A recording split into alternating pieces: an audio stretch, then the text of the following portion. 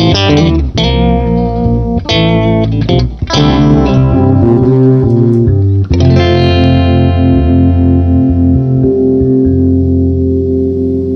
of us is a little bit out of tune. One of us is out of tune, like but you know usual. what? It's quite all right. Guys, welcome back. This is Eric and Chad here with Guitarsenal. Yes, I've got Chad with me. Guys, we're going to be introducing kind of a new segment to what we're doing. Hopefully that playing wasn't too horrible. I am experimenting with a new piece of equipment. Although small, it's mighty. Mighty in its use and mighty in its wrath that it takes upon the airwaves of the guitar room here. It's a little TC Ditto looper, very small and simple device that we were able to kind of record the little loop. Really great practice tool. Mm-hmm. Very. Gives you some opportunity to kind of play along with yourself a little bit. Not that kind of playing with yourself, but kind of playing with yourself where you just had to go there, always with just the tip and all this stuff. Yeah. Come on now. So anyway, guys, we thought we'd introduce kind of a new thing we're going to do called Tone Talk. Mm-hmm. And if you followed Gun Gripes, if you followed some of the other things that we have done in the past, then you'll probably see that we have the gift of gab, and we like to talk about random stuff. Well, we like to talk. Oh yeah. So Tone Talk will basically be us just kind of doing our thing. We'll jam a little bit. We'll talk about influences. We'll talk about gear. We'll talk about obviously tone, things like that. So expect this series to really be just a bunch of random stuff. We could talk about anything from scotch that we like to race cars to motorcycles to anything music related. It'll mainly be music related though. We thought that it would be a nice kind of start for this series to talk about kind of how we got into music, because this is primarily a music channel. There are things on this channel we'll talk about that aren't music related, but not very often. This is, for the most part, a music channel. And Chad and I have both been into music for quite a long time, and we both got started at a relatively young age. I'll just turn over to Chad, let him kind of tell you his musical background, and we figure it would be kind of a good part to start the channel with, explaining a little bit more about our musical background. So yeah, we were discussing this a little while back, and we've kind of come in and out of music quite a bit. Just, life happens. I got married, had kids and everything like that, and you kind of just don't play for a while, and then, you want to pick things back up because you don't want to let that kind of gift or, your talent just kind of disappear, over time. Or lack thereof. Or lack thereof. I feel like I was a lot better 10 years ago than I am today, but I got started early on in playing music and everything.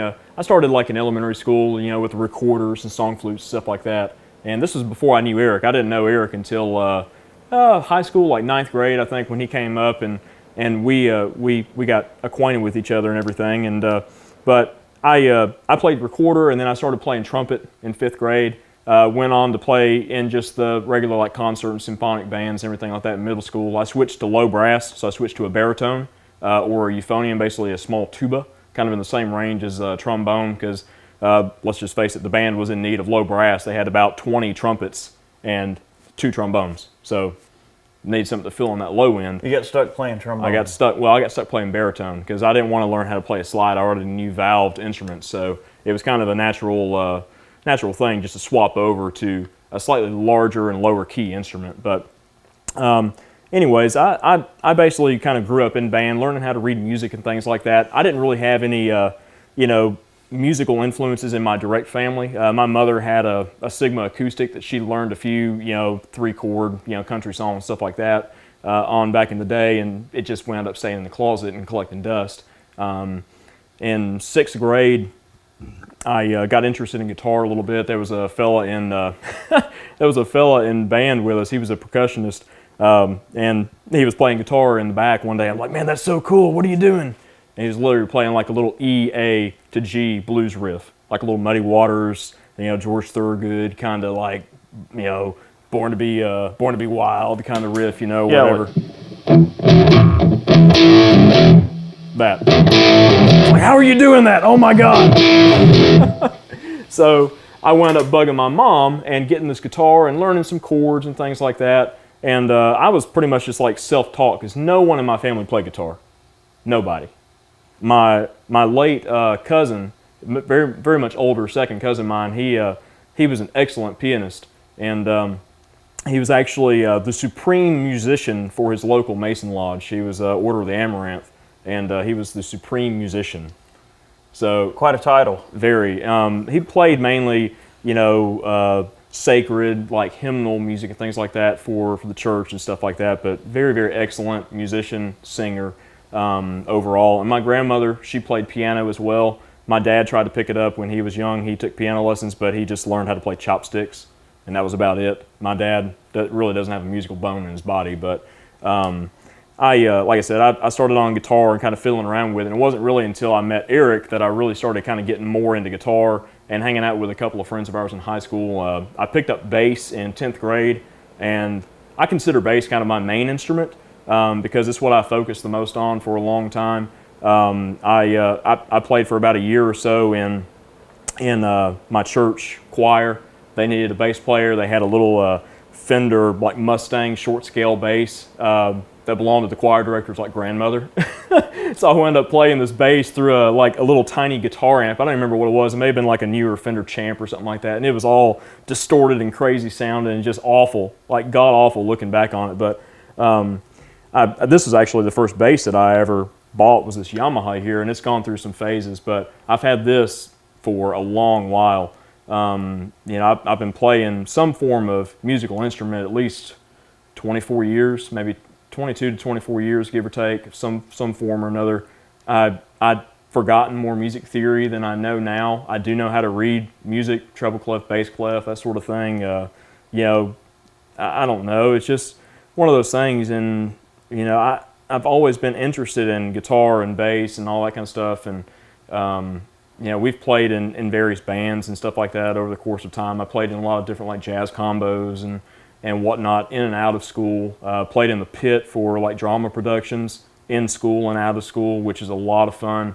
But like I said, you get married and you have children and everything like that, and the other channel kind of took over a lot of time, just filming and editing and stuff like that, and you kind of put certain things on the back burner, and I literally didn't pick up a stringed instrument for probably at least a year. There was a time and period in there where I didn't touch a guitar or bass or anything. It's just stuff was just sitting around collecting dust. But we got back into music pretty heavy about maybe a year and a half ago or so, and we went around and picked up some new gear and stuff like that, and kind of wet our whistle again on it. And this is pretty much the result of that sort of kind of getting back into the swing of things. And I'm not going to lie, I'm so rusty, it's not even funny. I've forgotten half of what I used to know, and I'm just now trying to kind of pick back up on a lot of the things that I used to use as influences, like a lot of the old Jocko recordings and stuff like that. And like Marcus Miller, I used to listen to a lot of Marcus Miller and Victor Wooten, Steve Bailey and stuff like that, and then all the old Motown guys. And just trying to work chops back up is tough. I mean, it's kind of like riding a bicycle, but like I said, I've pretty much done a lot of things just on my own. I never had any formal lessons or anything like that. Just literally sitting down, figuring out songs by ear, and figuring out what guys are doing, learning some like different techniques like slap or percussive techniques and stuff like that. Eric had a little bit of a leg up on me because his dad was a good musician, very good musician, overall. But yeah. So my story is definitely a lot less interesting. I don't know how interesting mine is than Chad's, but I was just a band nerd. There you go. Yeah. So that's cool. So Chad was a band nerd. I'm a second generation guitarist. My dad was a blues guy. I'm kind of a blues guy more or less. I consider myself more of a blues guitarist than anything else, but I kind of dabble in a little bit of everything. I play a little bit of country, a little bit of rock, a little bit of folkish sound and stuff. Just depends on what I'm in the mood to do.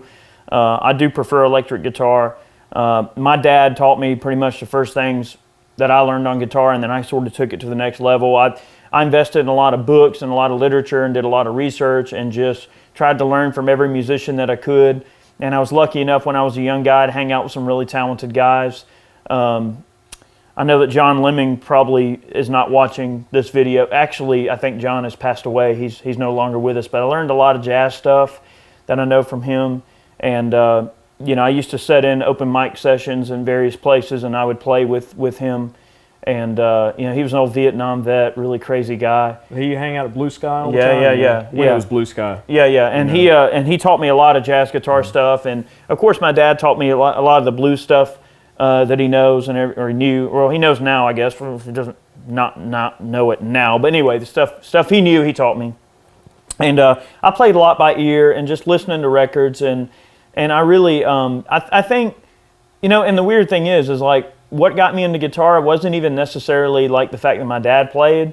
I remember I put on, well, there's a couple of records that I think like really set forth my interest in playing guitar.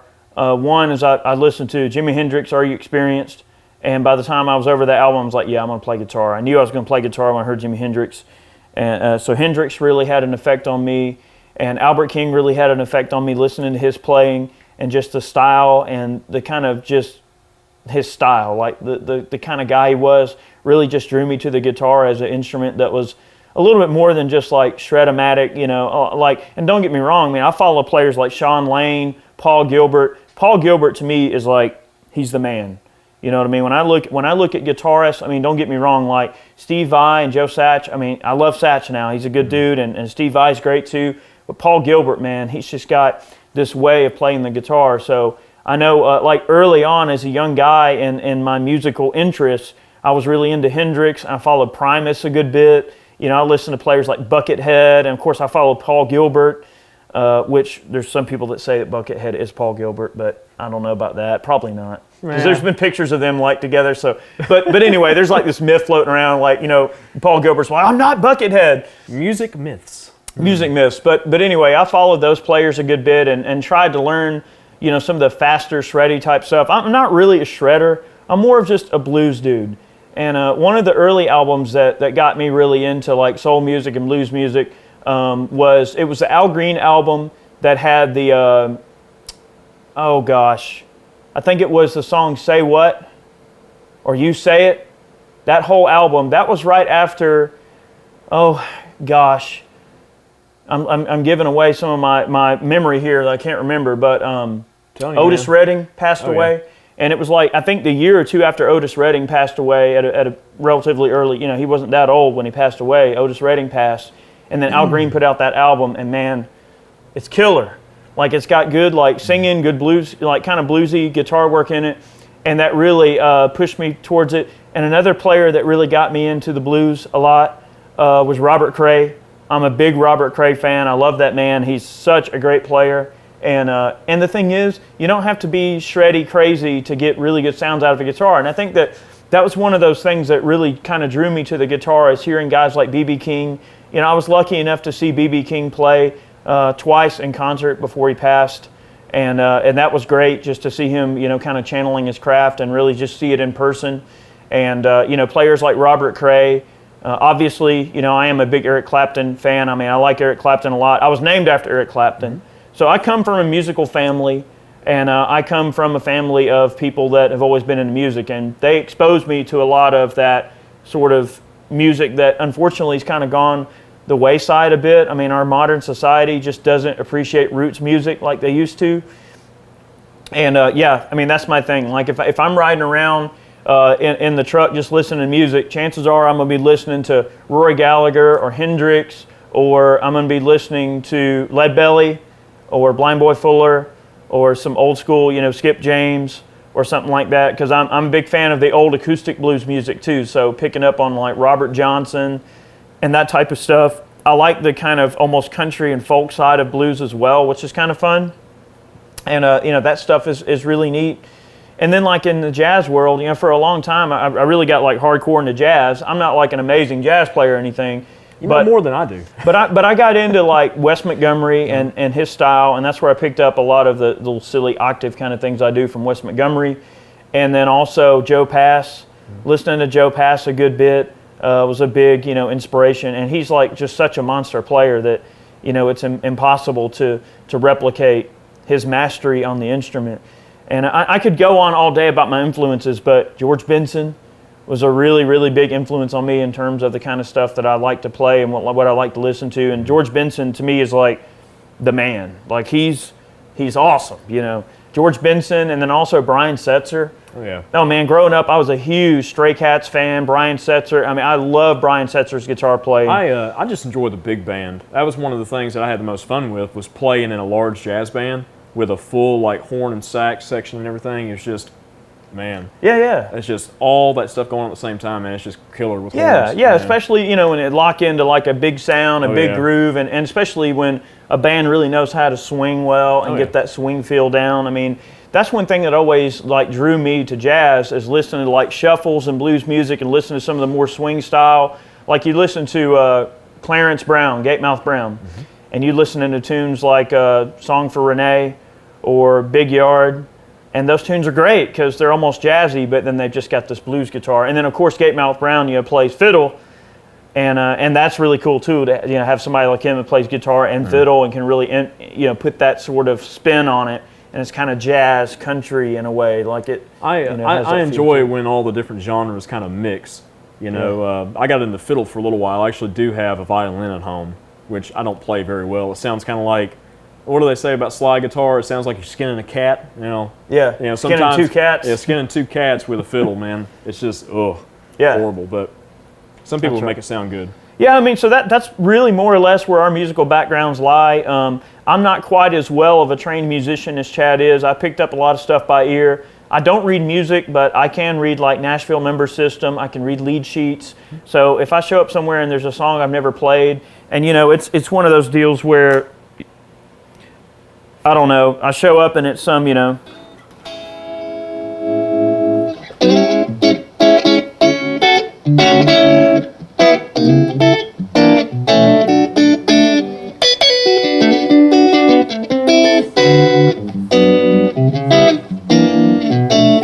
You know, lots of little jazz stuff or jazz chords and things. I mean, I can pick up on reading a lead sheet and seeing either a chord diagram or even just a chord name. I don't have to have the diagram, but like if it's just a lead, what they call a lead sheet with just the names of the chords, I can kind of follow along with it, especially if it's a tune I'm somewhat familiar with. So like Nashville Number System, we'll go into that. I mean, I understand like circle fifths. I understand what composes a chord. You know, I know majors and minors. I know a good bit of pentatonics. I mean, I know some, some of your more odd chords and things and how to kind of throw them together. I mean, I'm not like a master jazz guitarist by any stretch of the imagination, but I know enough about theory to kind of understand like musical tension and how you create tension in chords, and to a degree, like kind of how you compose things. And what I really picked up on all that from is just listening to a wide variety of different music, listening to jazz, country, rock, blues, and just seeing how these artists put together their tunes. And I've kind of learned like composition just by listening to stuff that's pleasing to the ear, stuff that sounds good. So I mean, at the end of the day, it's like, yeah, musical training is musical training. I know some people kind of need it, and hell, I probably need it in the big scheme of things. I could probably use some formal training to help take my guitar playing to the next level. But always pushing yourself is not a bad thing, and I've always tried to push myself as a player to get better and better. I mean, I'm not like the best player in the world or anything like that, but I do enjoy what I do. And generally speaking, I think I can just about play about whatever's in my head within a degree. I mean, depending on what it is. If it's something I'm hearing in my head, I can generally kind of make it come out on the guitar. But I think it does come down to like lack of understanding too. I mean, I'll listen to players like Paul Gilbert, and those guys are shredding so fast that the thing is, it's not about whether or not I could pick up on it or figure out how they're doing it or play it physically. I can't comprehend it. Like, it's so fast, it's incomprehensible. With that kind of stuff, it's basically like, all right, well, you pick a starting note and you pick an end note, and then you say, okay, I need to play this long in between, and then just rip them out, you know? Yeah. To me, stuff like that it's not terribly fun to like learn, because it's technically difficult, which is impressive. I mean, don't get me wrong, I like hearing shredding guitarists too. I mean, you know, like Eric, said, Steve Vai and Joe Satch. I'm a huge Joe Satriani fan. Well, I like Satch's guitar style because he's very legato. He is, and he uses a lot of like Mixolydians and blues type riffs and things like that in there too, like Satch Boogie. Oh yeah. But like one of my favorite albums that he ever put out was Crystal Planet, and one of my all-time favorite bass players played in that album. Is that Stu Ham? No, that was Nathan East. Oh, Nathan East played on Crystal Planet, just Nathan East, he's got a real smooth and just easy bass style, and like Raspberry Jam Delta V, that tune, just that droning B, it's like the entire song is just like a B7, and it's just everything works right around that B, and it's just so cool how they build up and just make it flow. It's just one chord.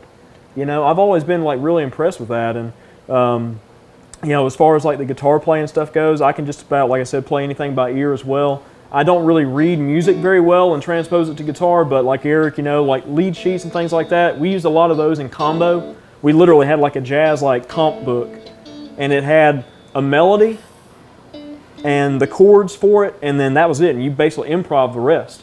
And you know, we could take like Autumn Leaves or like So What or whatever, and we could just make it our own, change the key if we wanted to or whatever to suit maybe like a saxophone player's taste or whatever. And we had some excellent musicians. Yeah, yeah. You know, at Henry County High School, and you know, I hate seeing like music kind of going the way it is nowadays. I mean, like Eric said, you know, blues is kind of a little bit gone by the wayside. I mean, it's huge in Europe and like Japan. Yeah, yeah. I mean, blues is huge.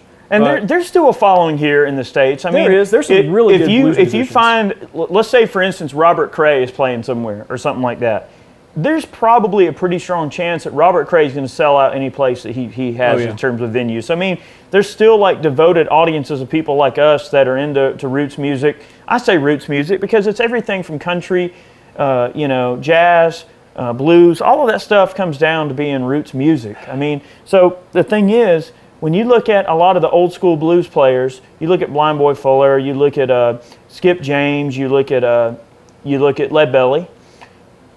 I mean, a lot of those guys were really just taking country and kind of making it their own thing. Those kind of country sounding, jingly sounding. And when you hear the guitar work in early blues, it almost has that sort of piano style, that kind of parlor piano style of bass and treble and everything sort of being its own one homogeneous instrument. And that style of guitar playing is very much dead in today's world. You know, the kind of guys that can really just carry on those beautiful bass notes and get a little bit of, you know, the chord work in there, and then add maybe a little melody line in there. So they're literally playing like the guitar much like a piano, to where, you know, you've got a little bit of everything kind of going all there together.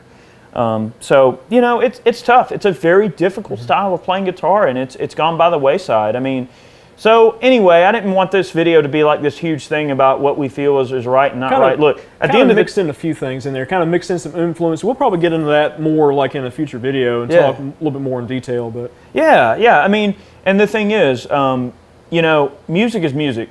And look, if you're a shredder guy and you want to shred, heck, by all means, man, shred. Go nuts. Trust me, I like some certain metal and like, you know, heavier music and stuff like that too. You know, I like a wide variety of music. Yeah. You know, it's just one of those weird things. It's like every time I pick up a guitar and I try to play fast and shreddy and crazy, it just doesn't come out sounding like me. Yeah. And it's like I always revert back to the blues. It's like when I play blues, I feel like that's my style. Like when I pick up a guitar, like that's the language that I speak on guitar. And I know everybody's different. I mean, like there's some guys that can pick up and just jam out on these crazy heavy riffs and do a billion notes a second and all that, and that's super impressive. You know, when I started playing guitar, I kind of went the wrong way. Like once I figured out a few things, I would listen to like Van Halen and like Damn Yankees and all that kind of 80s like hair metal and stuff like that, you know. And I sat down and I had a Van Halen book and I would learn some of these Van Halen tunes. And the thing is, a lot of the like rock from 70s, 80s, and even nowadays, a lot of that has a root back in blues, like 1-4-5s. I mean, you can hear 1-4-5 progressions in just about any sort of rock song out there. Yeah. You know, and you hear these hooks, and they all reverberate right back to early blues. Yeah, to roots music. And I mean, it's just, that's why they call it roots. It's because it is literally the root of modern music. It really is. You listen to stuff like old Beatles and especially like Elvis. You know, Elvis used 1-4-5s all the time. Oh, you know, I mean, just that really just upbeat, rocky, you know, sort of just new feel back then. I mean, it's just, boy, to live in those times and kind of be around that age of just the progression of music and everything, it just, I don't know, it's kind of nostalgic in a way, I guess. I don't really know how to explain it, but you know. Oh yeah. Whatever, you know. But it can go anywhere you want it to go. Anyway, we wanted this video to be somewhat short. I know it wasn't short, but guys, we'll do more of these tone talks. And guys, we're going to get into, you know, everything from just like talks about tone, like literally talking about like different things you can do with tone, different things you can do with pedals, all the way down to musical influences, maybe breaking down some specific artists and their playing styles and kind of helping you nail some of their sounds a little bit. That's probably something we can look at in future videos. And we'll talk about like picks and straps and strings and accessories and things that may not really merit a whole video, but something we can kind of just put into one big thing and make a big talking point about it. So guys, let us know if you like Tone Talk. I know this video is kind of all over the place, but that's the whole point, is us to just kind of chat and just sort of talk about stuff and see how it goes. But we hope you guys enjoyed today's video. Thanks for watching. We'll catch you next time. Many more videos on the way. Remember, we post every Monday and Friday. That's the posting schedule that we're taking on for now. It's only 2 videos a week, but as we grow and get bigger and as you guys watch more, we may take on more, just depending on what you want to see. So for now, Mondays and Fridays. And guys, thank you so much for watching today. We'll see you next time. See you guys.